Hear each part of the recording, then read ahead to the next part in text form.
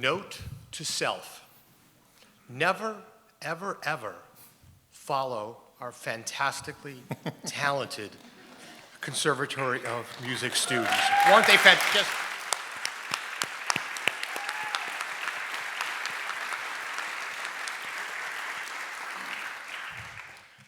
Good evening, everyone, and thank you so much for joining us for a very special evening with the award-winning composer, Gabriela Lena Frank. But before I introduce Ms. Frank, please allow me to say a few words of the person who made this evening possible, Dean Peter Whitty of the Conservatory of Music. Dean Whitty is our essential leader in the world of music and the arts here at University of the Pacific. He leads an extraordinarily talented and diverse faculty who in turn teach and mentor hundreds of future musicians and music industry leaders. And he attracts nationally known artists for residencies here at Pacific, as we are going to see tonight. Dean Whitty, thank you so much for all that you do for our community, for your leadership of the Conservatory, and for keeping the arts and culture front and center at Pacific. Thank you, my friend. Thank you, Frank.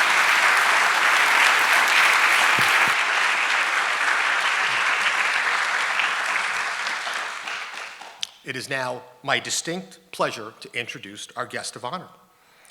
Ms. Frank's accomplishments are simply too great to list here comprehensively, so please allow me just to do a few highlights.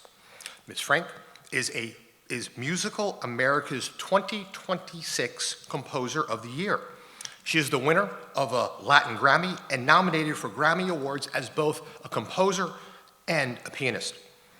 Ms. Frank holds a Guggenheim Fellowship and a USA Artist Fellowship. She has received commissions and performances from leading American orchestras, including the Chicago Symphony, the Boston Symphony, the Atlanta Symphony, the Cleveland Orchestra, the Houston Symphony, and the San Francisco Symphony. The Washington Post has called her one of the most significant women composers in history. She explores her multicultural heritage through her compositions. In 2020, she was a recipient of the prestigious 25th anniversary Heinz Award in the Arts and the Humanities. The award recognized Ms. Frank for breaking gender, disability, and cultural barriers in the classical music industry, and for her work as an activist on behalf of emerging composers from all walks of life. In 2025, the graduate of Rice University and University of the Michigan concluded a long-term residency with the Philadelphia Orchestra. And later this year, her first opera, The Last Dream of Frida and Diego, will be staged at both the Metropolitan Opera and the Lyric Opera of Chicago. And of course, Dean Whitty is making sure that our conservatory students and faculty will be on hand. Please give a warm Pacific welcome to our very special guest, Gabriela Frank.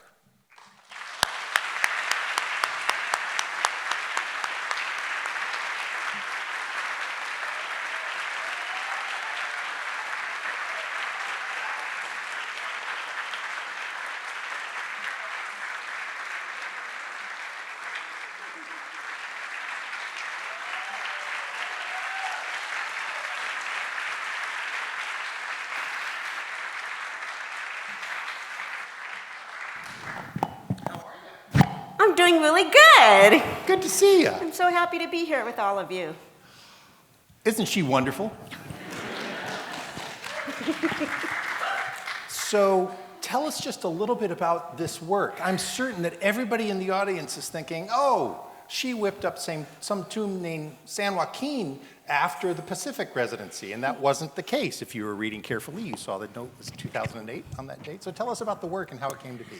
Yeah, so, in the early 2000s, I was a recent grad from college, and back then, it was more of a rarity to see composers in their 20s super active. And with the advent of the internet, that has all changed where composers are easier to find. I've never had a website. I've always wanted to protect my privacy and let my music speak for itself. And so I was composer in residence, my first composer's residency at an orchestra with the Modesto Symphony. And this was part of an initiative by the American Composers Forum. It's a big service organization for us composers called Continental Harmony. The idea was to, in each of the 50 states, to plant a composer that would be embedded in the community, get them out of the typical concert hall and have them actually reflect in their music the culture of the area. So I applied, and they said, hey, you're not that far, because back then I was living in the East Bay, and they said, why don't you be composer in residence in Modesto? And I said, sure. And so this poet is somebody that is from the area, and he is long deceased. And I remember riffing through the poetry, and this was for a community choir, a really good one in the local area. I ended up writing for my orchestra piece. I remember this was for the opening of the Gallo Hall that opened up there, as in Gallo Wines. A piece that was really inspired by cowboy music, because I discovered right here, I'm a native Californian, and did not know that there's Portuguese rodeos right here. Did you know this? And I went, and it was, my mind was just blown, because I've been embodying diversity all my life. I thought I knew what this was, and yet we still have so much to learn about the immense diversity of humans, of non-humans and humans, all of our beings here. So that taught me a lot, that residency. And I'll tell you one other thing, which is that I haven't heard that piece in 18 years. And I would thank you all. You have no idea, I was getting emotional, because I remember where I was when I was writing that. I remember I was sitting cross-legged in my tiny little apartment in the East Bay, wondering, would the world listen to me? This is what I want to be. I want to be an artist citizen. I never would have imagined having this experience at that time, that nearly 20 years later, it would have life like this. So thank you all so much. Beautiful. So Carl Jung speaks about synchronicity, and when Brett Epperson, who was in his first year at Pacific, found this piece, I did not know about it. And we had already announced Miss Gabriela Lena Frank as the University Artist in Residence, and he found this piece, and I just got chills. And then I heard our terrific Pacific singers sing it. So thank you all, and thank you, Brett Epperson, for making this happen.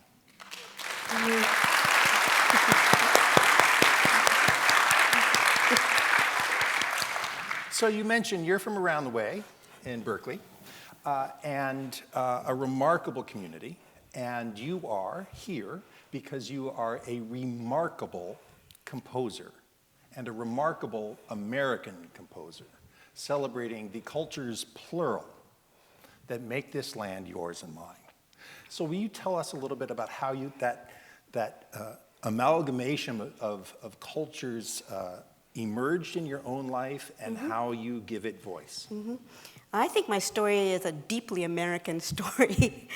I mean, I come from a wandering lineage on both sides of my family. So my father's family came over through Ellis Island, and he is a second-generation American. His ancestry is from Lithuania, but Russia was the motherland some generations before that, and he was of Jewish faith. My dad stopped practicing when he became a young man, but Lithuanian and Yiddish was still spoken in the household when he was growing up in the Bronx. And when the family did better, they moved to New Rochelle, and when they were doing even better, they went to Florida to retire. This is a very, it's kind of classic. And my dad was at the University of Michigan. I followed, you did too. We went to Michigan after my father, obviously. And when Dad was a young man in the early 60s, when President Kennedy started a Peace Corps volunteer program, Dad was among, I believe, the second wave of volunteers, which was this altruistic, albeit maybe a little naive, venture to send young Americans, I think maybe even some Canadians were part of that too, I'm not sure about that, to what we were still calling the Third World, and to try and help. And this was the brainchild of President Kennedy, and my father was stationed in Peru, a small and beautiful Andean nation with an incredible, incredible history This is where the hot spot was for the Incas that lived from 1400 through the 1500s. And so he met my mother. So my mother comes from a family of about 14 children. And she's not from the Andes, the central highlands and the mountains with Machu Picchu and Cusco that Peru is probably most famous for. She was more from the coast, and I don't know if you've been following the news about all the great archaeological finds that's been happening in the last few years, because the coast is very desert and dry. So she was from a small northern fishing village, Chimbote, which is famoso por su anchoveta, is famous for its anchovy and guano, which is bird poop. And it helped bring wealth to the nation. And my father was stationed there because my mother had a sister who was the secretary for the Peace Corps Volunteer Party. Well, there was a party. And my mother went to the party, and she was 18. My father was maybe 21, 22. And over the years, the story has become more and more elaborate. Now it's she on one side, and he's on one side, and the masses part, and there's choir coming out, and I think, thank God, because I wouldn't be here otherwise. And so after 3 months of knowing one another, they said, let's do this. And this is the mid-'60s, and my mom landed here in Berkeley in the mid-'60s. And she was afforded opportunities that she could never find in Latin America, as a woman born in the 40s in Latin America. So she became a stained glass artist in the 4th Street Shops area of Berkeley. My father finished his studies and was a rather active Mark Twain scholar and editor at Cal. I have an older brother who's a neuroscientist. I have the little kid sister adoration of my brother, by the way, and he's the first Latino to graduate from Stanford with a doctorate in neuroscience. And then me, and I was the musician. So in our household, can you imagine? My mother herself, although she's mostly indigenous, her grandfather was Chinese. His name was Po Seong Kam, which is Cantonese. He was a man of some means. And when the Chinese came across the Pacific coastline, they didn't stop in California in the gold rush. They kept going, and that's how he wound up in Peru. And he opened up stores, a supply store for miners. And so my mom heard Cantonese, she heard Quechua, which is the indigenous language, and she heard Spanish. So growing up in Berkeley, we had bagels, always, on Sundays. My mom cooked a lot of Chinese Peruvian stir fry, chifa. We heard Peruvian music because in the 70s and 80s, with all the turmoil that was happening in Latin America, there were a lot of people coming out, and they were sometimes touring and bringing their shows, but sometimes they stayed and they opened up restaurants. So there were Peruvians in the community, and I could hear Peruvian music. And these were concerts in which I saw the big panpipes that were as tall as I was, and I saw the charango guitars. And I would come home just thrilled from these concerts, and I saw people that looked like my mother. And I would go to the little spin-it piano, and if I saw this on the guitar, I would just do this at the piano. If I heard, repeated notes, I would And so now I get paid for that work today. This is the kind of thing I do today. But, in a very not self-conscious way, I was mixing together culture, and I was embodying it, and it seemed absolutely necessary.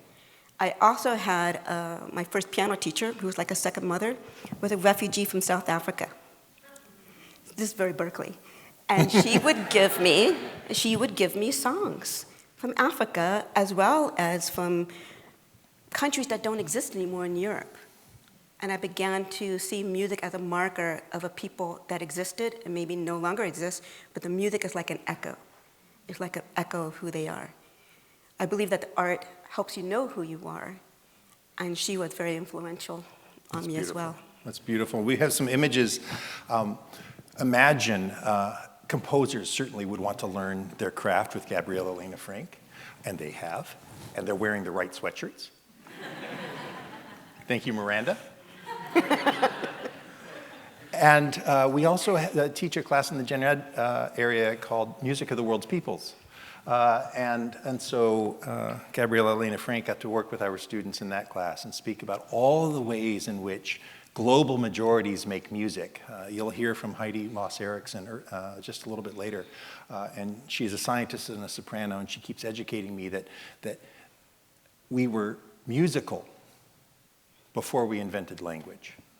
We were musical before we invented number or law or hate. We were musical. Such powerful, powerful images. And so we just wanted to, and how can you not have a great time with that smile? So I'll share, because it's not your work to carry this message. The Metropolitan Opera is the largest performing arts organization on earth. And in the spring of 2026, for the first time in its history, its august history, it will produce a work written by a woman of color. That will happen for the first time in May of 2026. I will not ask Gabriela Lena Frank, because it's the Mets to answer. What took so long? Right? And we are grateful that the Met and Yannick Nézet-Séguin, the current artistic director, has programmed the work. And hopefully you'll speak to us a little bit about the genesis, about what the work is, and how it came to be. Well, a year before the San Joaquin piece, the conductor of Arizona Opera, his name was Joel Revson, it's a small opera company. He happened to hear one song that I wrote, and you're going to hear that song sung by Heidi Moss. It's a song that I wrote when I was a student, when I was still in school. And he heard that song, and he said, this girl has an opera in her. You know, this is before the internet was what it is now, so he had to really dig to find anything about me. I did have management at that point, so there was somebody to go to try and reach me.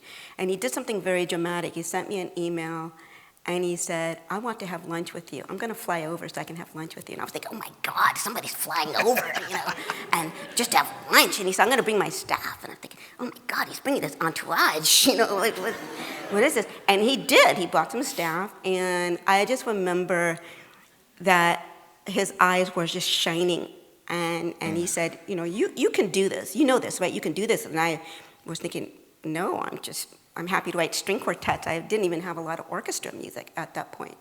But what I did have under my belt was all through my school years, I was traveling in Latin America. This was not very supported by my university, not through an act of neglect. It just wasn't on their radar. It wasn't something curricular. They didn't have a lot of grants available. And I was going outside the music school, such as the women's studies and romance languages and Latin American studies, interdisciplinary studies, to find money. And then I scooped a lot of ice cream, and I copied out a lot of music to self-fund this. So I had all of that and poured it into the song that you're going to hear Heidi sing. And so he told me at that time, he said, the governor of Arizona just loves Frida Kahlo, and this was a few years after the Salma Hayek film that came out. And he said, I really want to do an opera about her. You want to do it? And I said, sure. And we were both so naive. He said, and you should write the libretto too. And I was, sure. And thank God my agent said, sit down, we're going to get you a real writer. Just be a good little composer. So I looked around, and around that time, I had already been cognizant of a writer named Nilo Cruz, who's the first Latino to win a Pulitzer as a playwright. And for a play called Anna in the Tropics. And I looked at Anna in the Tropics, and as I opened it, unlike other writers I was looking at, it looked like a libretto. There were arias already there. I could see the choir. It had an element of Carmen, as if they're in a factory, and this is about cigar rollers in Florida. And to make the time pass, there's a lector that comes over from Cuba that reads to them, and he reads to them Tolstoy's Anna Karenina. So he had this fabulous imagination. So we met. My people talked to his people, and they set up a blind date in New York.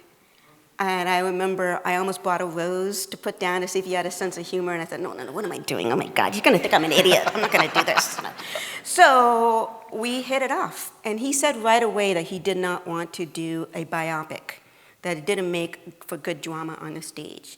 And I played him some music I had written, entirely not related, about the Day of the Dead festival in Central America, primarily Mexico, El Día de Muertos.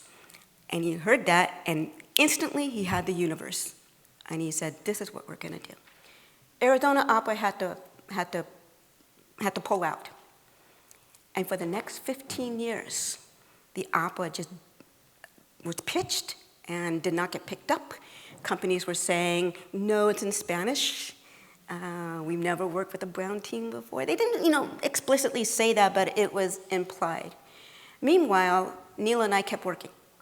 By the time it finally got picked up, it took 15 years before it was premiered over in San Diego and then went to San Francisco in 22 and 23. By the time it was premiered, we had worked on something like 14 or 15 projects together. Big ones, because my career went like this during that time. And I was getting opportunities, improving myself, and getting experience. So we had the maiden voyage for the opera was a big success. We sold out, thank God, everywhere. And it was a success because opera doesn't work out. You work on that for so many years. I know composers that quit after an opera doesn't happen. And my family kids me and say, well, for your second opera, you're not going to get this level of success. Your first opera goes to the Met. That's it. You're a toast. Good luck. It's amazing. And so it starts in Arizona at a small company, 15 years of incubation. And of course, we know, if my clicker's behaving, there we go. Sorry, that's on me, that's on me. I'll go back. There we go. That Frida and Diego were in San Francisco. And in fact, that was her first public exhibition. Was in 1931. And there's like a whole lifetime between these two. And not only did they get married, but they got married again. And that second marriage to one another also happened here in San Francisco. So we have a brief clip. And why don't you set this up and help us understand what we're about to experience here. This will be the second act of our time together here, about a 5-minute clip. What you're going to see at this moment is Frida Kahlo is a spirit in the underworld. She's dead. And she does not want to cross over to the world of the living, where Diego, who died in real life 3 years after her, and conveniently he died in early November. So we just made that the Day of the Dead. He's asking for her. He's afraid to die, and he wants her to reminisce with him during this festival. She has refused for 3 years because she's still mad. She doesn't want to go back. And so in this aria, she's in the underworld. You're going to see the beautiful color orange, which is the color of the marigolds and the color of the underworld. She's going to tell us why she doesn't want to go back. And who sings? And this is the wonderful Daniela Mack, who's become my bestie. She lives in the Bay Area, and she's going to be here in just a few days to work with our singers. I'm sorry, I didn't hear that. Where will she be? She's going to be here. To work because with that's how we roll. Yeah. Only the best. This is about a 5-minute clip, and there's going to be some subtitles here that'll be underneath, so we're going to skedaddle, but we're going to come back, okay?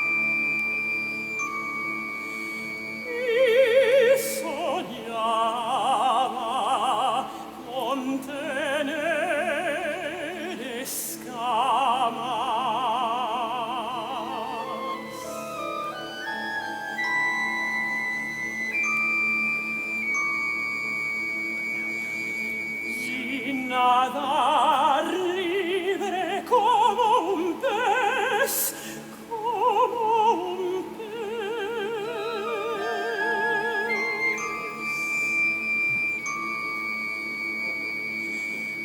Oh, mis sueños.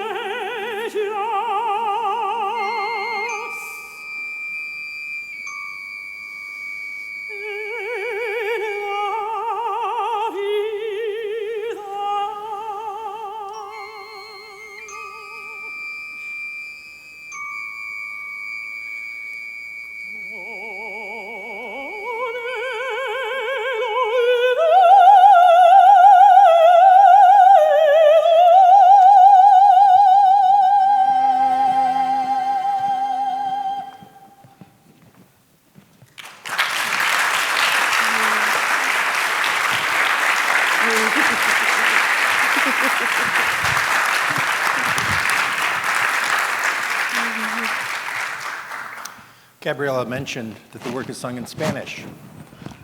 It will be the third time that the Metropolitan Opera sings a work in Spanish in the last 100 years. So it's a really remarkable historical moment that our students and faculty get to experience. We'll have composers and music management majors and music industry studies majors and performance majors attending at the Met. And we'll have 2 music educators who came from Chavez High School and will be teaching until the year 2070. They'll be making music in this our America. And they'll be there for your opera. What do you hope that they tell their students in the future about this week? You know, we're in a contentious time in our history, aren't we?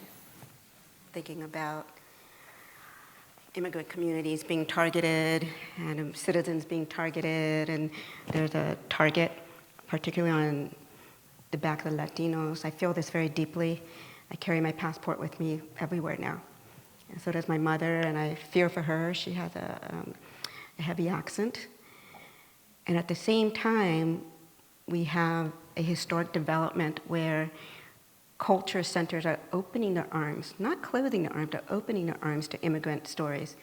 And in this case, the story of Central America, story of Latinoamericano. And so I hope that the students that go, that realize that history evolves. There are twists and turns, dangerous ones too. And then we have triumphs as well.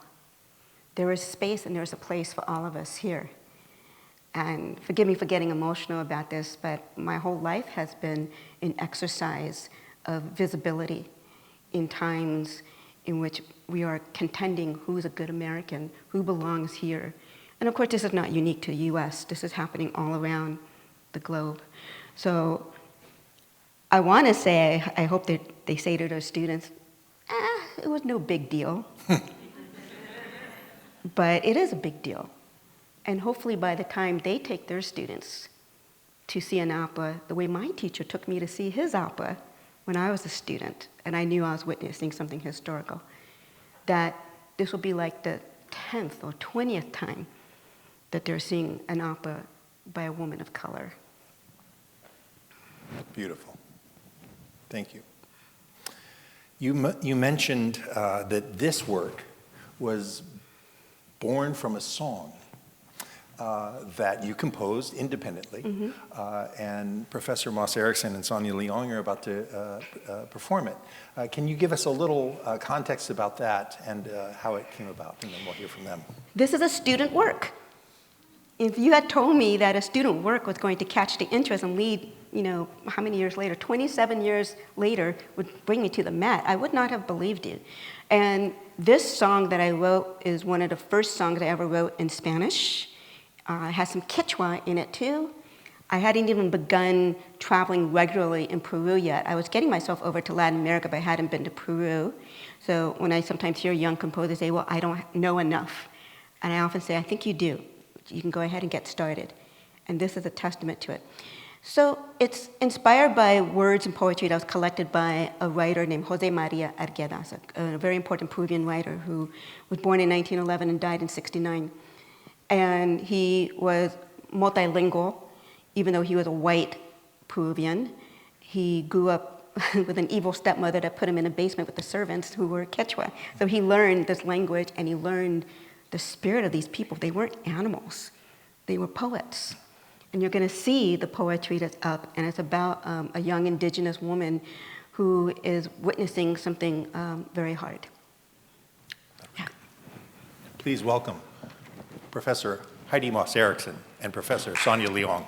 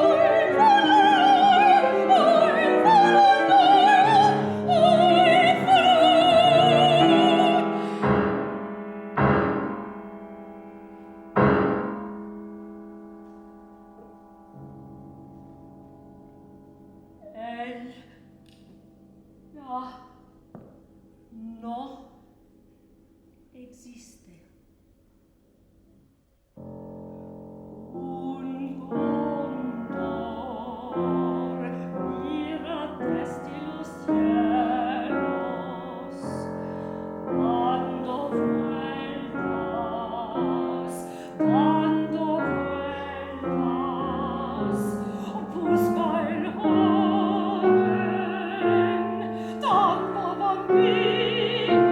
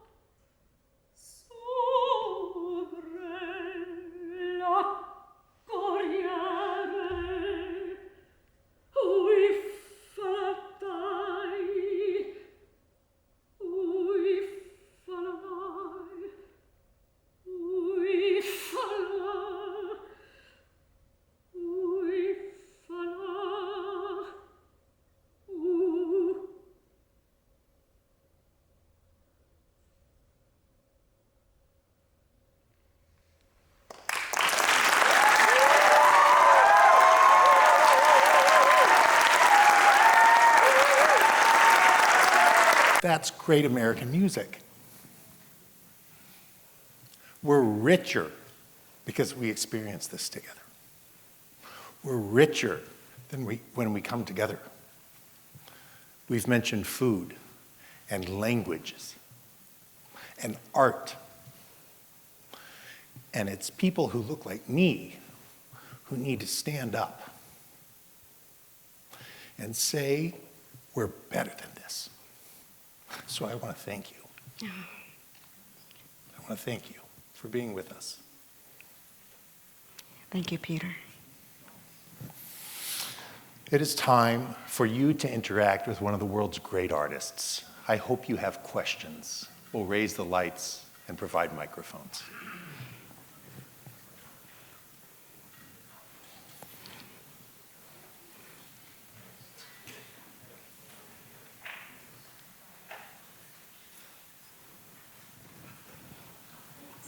Every teacher knows this moment. The secret is not to cave during it. Ms. Frank, my name is Fred Peterbark. I'm the Assistant Dean for Conservatory Admission. I want to thank you so much for being here, for all the work that you continue to do for our students, for our community. I wanted to ask you some questions that more so to take care of my ignorance and to be educational. In my study and learning, also go blue, I'm a Michigan alum, I wanted to ask you about your opera, the fact that it's in Spanish, and that in my understanding of education, that Spanish operas are zarzuelas. Would you consider this to be a zarzuela? Would you consider it to be a particular opera? Is it American opera? How would you present this to educators, students that have grown up really putting certain genres or definitions on types of music that we have French chansons, we have German lieder, and we have Spanish zarzuelas. That's right. But in terms of this being your work, how would you present that to other people? That's a great question. And so the zarzuela is of Spain and is a European genre. And so Spanish that survived in Latin America no longer belongs to Spain. It's ours now. So that's the first thing. Zarzuelas tend to be shorter, and they tend, not always, but they tend to be a little lighter. And this is gran opera. This is, and it's something I felt very deeply as a Latina when I saw coming of age at Michigan and other places. When I saw Latin American concerts being programmed in the classical concert world, it was kind of like a variety show, you know, a bunch of short little 3-minute things. And it was important for me to take space. So if I wrote a piano piece, it was a 20 to 25-minute piano piece. My first piano piece was Sonata Andina. So I used the word sonata, but I made it Andean, you know, Allegro Aymara, which is the language spoken in Bolivia. I don't know where I got that audacity from, but everything was just like Sweet Mestiza, 30-minute solo violin work. You know, everything was just like this. Now, I do have lighter fare. I would love to write a zarzuela. And the librettist, Nilo Cruz, and I, who wrote the story for this grand opera version of Frida y Diego, we have a wish list of stories we would love to do. We would love to retell Don Juan time traveling through different eras that Spain colonized through the era, you know, through all the centuries. And we're thinking something a little lighter. We were thinking, is it opera buffa or is it zarzuela? So no, this is no es zarzuela. Thank you. Gabriela, thank you for being here. You're an inspiration to all of us. I'm always fascinated by the creative process and the environment in which composers and writers create. So if you could tell us, what is your ideal or preferred environment to create and to write? And then what advice would you give to the student composers in the room in sort of blocking out the world so that they can create something magical? I'm already talking about this with the composers, and the composers will know, and I stumbled upon a process that works for me maybe in a late part of my doctoral program. So I'd already been in school for nearly a decade at this point, and I was borrowing a lot from my experience playing piano. That pianists, for instance, we have etudes and we have little exercises. String players will just do intonation exercises. Vocalists, you guys warm up and we sound like idiots, really, when we're warming up. But these are the building blocks of everything we do. And I never heard of composers talking about what is the analogous for us too. So, for instance, I warm up every day. Before I compose, I warm up with an exercise. And it keeps me in shape. And one exercise might be, I'll take the Bartók, my hero, second string quartet. And maybe it's the second movement. And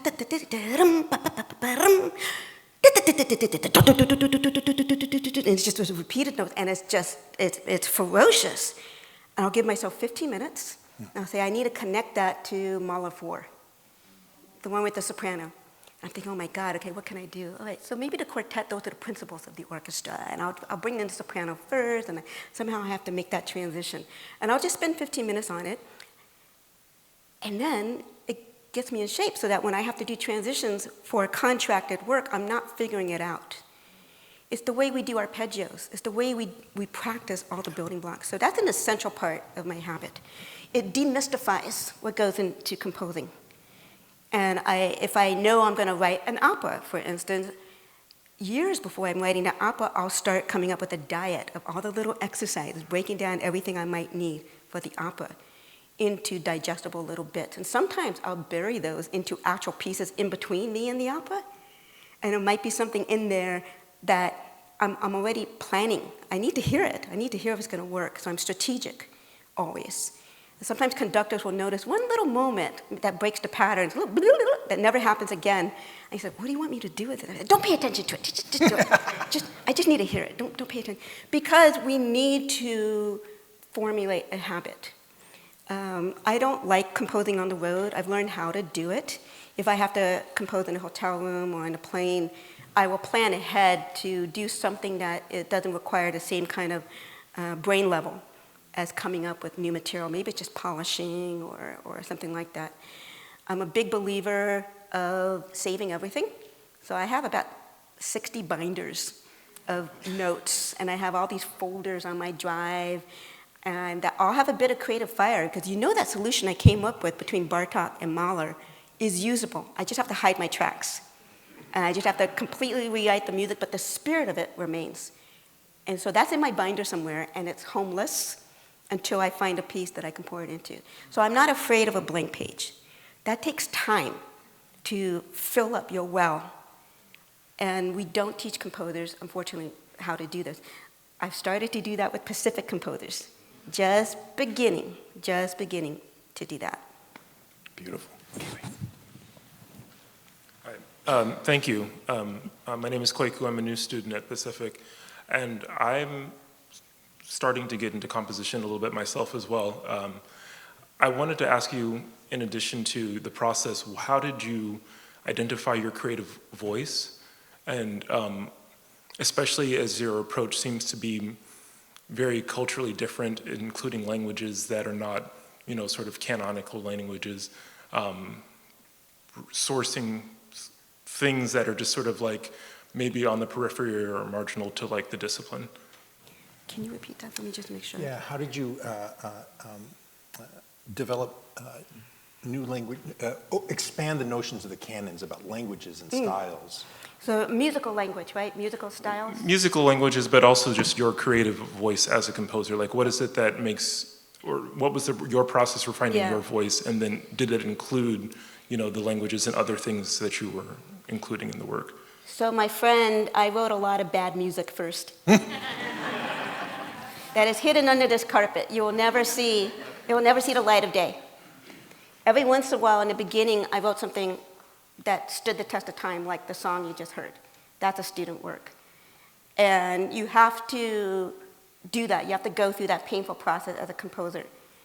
And I remember some of my earliest attempts to try and bring together, say, I'm just going to make up something, Peruvian music from a certain region with a sonata. And it just sounded like a tourist view of it, almost like a curio in an exotica shop. And I was expecting to see my shrunken heads and my totems and, other things like that. I had to do that first and kind of recoil from my own efforts and then go back in and forgive myself for that. At the same time, I'm trying to figure out what that sounds like. I'm also getting technical skills, like how do I write for the violin? Where do the fingers go? I mean, there's a lot that a composer has to know. Now I can write fluently for every instrument in the orchestra, but it took a very long time. And that was a parallel path with the content itself. Sometimes it was rewriting my heroes that I felt had developed a language. And so I rewrote a lot of Bartók. I mentioned Béla Bartók, who lived from 1881 to early 1945, I think it was. Yeah. That's right. And he was collecting the music of Eastern Europeans during really dangerous times in Eastern Europe, because he felt like there was an essential DNA imprint of culture there.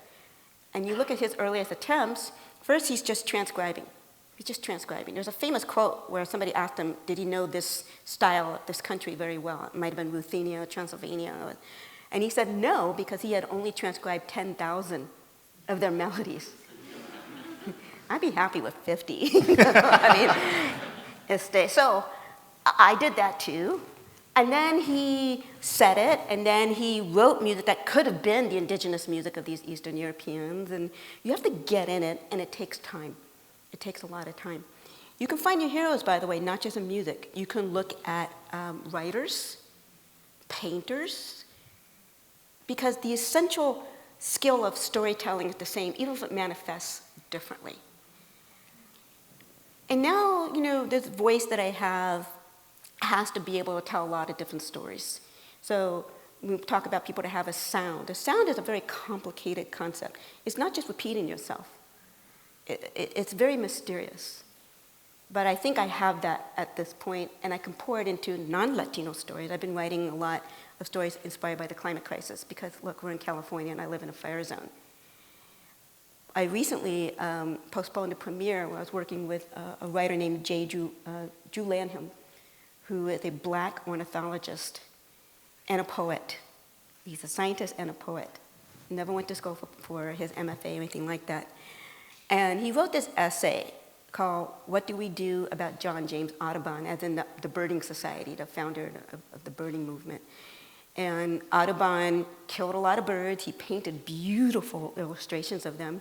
He was part Black, and he tells a story himself how he came across a runaway family. He fed them when he was on one of his expeditions in the forest, and then he captured them and turned them back in. And it's horrific. How do we deal? We're talking about this a lot, where we have very complicated histories with heroes that are genre creating. Well, I want to tell that story. And so I worked with Drew, and we created a set of orchestral songs. I used the voice that I developed doing my Bartók Mahler exercises and my Sonata Andina. The voice is a byproduct of honest work. If you focus on the work, it's going to materialize. It just will materialize. And that's my voice too, telling a completely different story. In this story, the creative team is a Latina who identifies as a mixed race indigenous Latina, a Black man. We had a white Argentinian baritone and a Taiwanese conductor signed up for it. So it's important that you think about not putting yourself in a silo, that you're willing to make mistakes and sound terrible for a while and go through that shame. And I still have misfires, by the way. I might go to the Met and I still have misfires. That's the scary nature of being a public artist and putting it out there and constantly developing. It's a great question. So you're composing? That's a composer's question. You're composing, aren't you? Not with school yet, but yes, on my own. Yeah, that's a composer. Gabriela Lena Frank, absolutely, come on up, Professor Trotter. Hi. Hello. Thank you so much, Gabriela, for sharing your story and your life story. I think that is so amazing and important for us. And so my question, as I was hearing your story, one common theme that I heard was taking up space. And so as musicians, we tend to have these imposter syndrome, right? Thinking that we're less than. So I'm wondering what advice can you give our students of overcoming that and taking up their space? Yeah, I think you have to fake it to make it a little bit. I think you just need to try it. You need to fall a little bit. Then you realize that you thought you did terrible in a performance, and then somebody comes up to you and they said, I teared up. And you have to just, don't say anything. Don't say, oh my God, I missed this and I missed that. You can't do that. You just say, thank you. And you learn from it that the feeling of being an imposter may just be a private shame, and it's not translating across. And that's how you mature as an artist. I still have that. Even with all the evidence around me, I think that's just because we're human. We're not superhuman, and we're not monsters. I think you have to be either a monster or a superhuman to not feel that way. I'd rather be human and frail in that way. So don't let that deter you. You can, this concept of making space for others, but taking up space is not mine. I'm blanking on the name now, but if you Google it, you will be able to find it was a woman of color who came up with this concept. I'm just adding to it that you may have to fake it to make it. Just a little extra. Will you thank our new Pacifican and our dear friend and our hero, Gabriela Lena Frank.